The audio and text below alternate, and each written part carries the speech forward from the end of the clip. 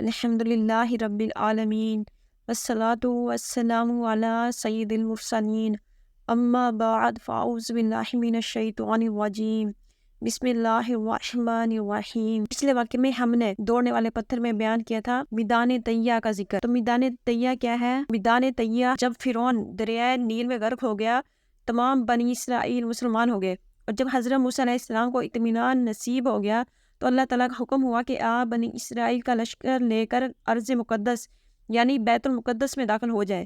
اس وقت بیت المقدس میں عمالقہ کی قوم کا قبضہ تھا، جو بدترین کفار تھے اور بہت طاقتور جنگجو اور نہایت ہی ظالم لوگ تھے۔ چنانچہ حضرت موسیٰ علیہ السلام 6 لاکھ بنی اسرائیل کو ہمراہ لے کر قوم عمالقہ سے جہاد کے لیے روانہ ہوئے، مگر جب بنی اسرائیل بیت المقدس کے قریب پہنچے تو ایک دم بزدل ہو گئے اور کہنے لگے کہ اس شہر میں جبارین عمالقہ ہے جو بہت ہی زوراور اور زبردست ہیں، لہٰذا جب تک یہ لوگ شہر میں رہیں گے ہم ہرگز شہر میں داخل نہیں ہوں گے۔ بلکہ بنی اسرائیل نے جب حضرت موسیٰ علیہ السلام سے یہاں تک کہ کہہ دیا اے موسیٰ آپ اور آپ کا خدا جا کر اس زبردست قوم سے جنگ کریں، ہم تو یہی بیٹھے رہیں گے۔ بنی اسرائیل کی زبان سے یہ سن کر حضرت موسیٰ علیہ السلام کو بڑا رنج اور صدمہ ہوا اور آپ نے باری تعالیٰ کی طرف عرض کیا اے رب میرے مجھے اختیار نہیں مگر اپنا اور اپنے بھائی کا، تو ہم کو ان بے حکموں سے جدا رکھ۔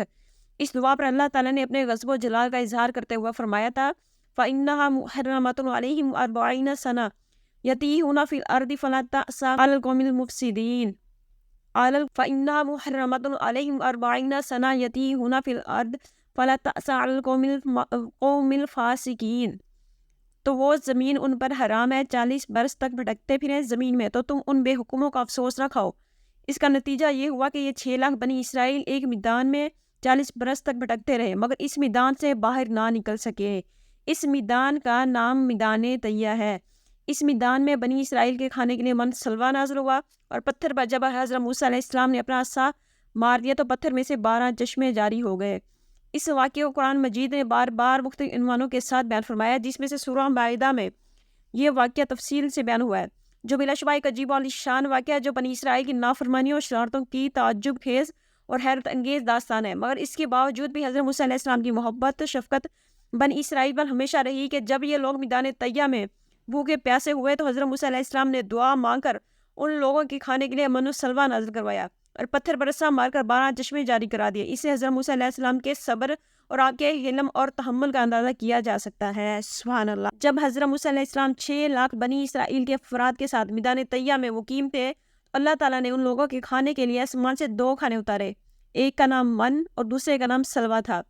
من بالکل سفید شہد کی طرح ایک حلوہ تھا یا سفید رنگ کی شہد تھی جو روزانہ آسمان سے بارش کی طرح برستی تھی، اور سلوا پکی ہوئی بٹیریں تھی جو دکھتی ہوا کے ساتھ آسمان سے نازل ہوا کرتی تھی۔ اللہ تعالیٰ نے بنی اسرائیل پر اپنی نعمتوں کا شمار کراتے ہوئے قرآن مجید میں ارشاد فرمایا کہ وَأَنزَلْنَا عَلَيْكُمُ الْمَنَّ وَالسَّلْوَىٰ، اور تم پر من اور سلوا اتارا۔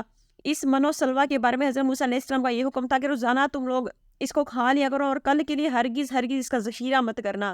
مگر بعض ضعیف الاعتقاد لوگوں کو یہ ڈر لگنے لگا کہ اگر کسی دن من و سلوا نہ اترا تو ہم لوگ اس سے بھی آبو گیا چٹیل میدان میں بھوکے مر جائیں گے، چنانچہ ان لوگوں نے کچھ چھپا کر کل کے لیے رکھ لیا، تو نبی کی نافرمانی سے ایسی نحوست پھیل گئی کہ جو کچھ لوگوں نے کل کے لیے جمع کیا تھا وہ سب سڑ گیا اور آئندہ کے لیے اس کا اترنا بند ہو گیا۔ اس لیے حضور اقدس صلی اللہ تعالیٰ علیہ وآلہ وسلم نے ارشاد فرمایا کہ بنی اسرائیل نہ ہوتے تو نہ کھانا کبھی خراب ہوتا نہ گوشت سڑتا۔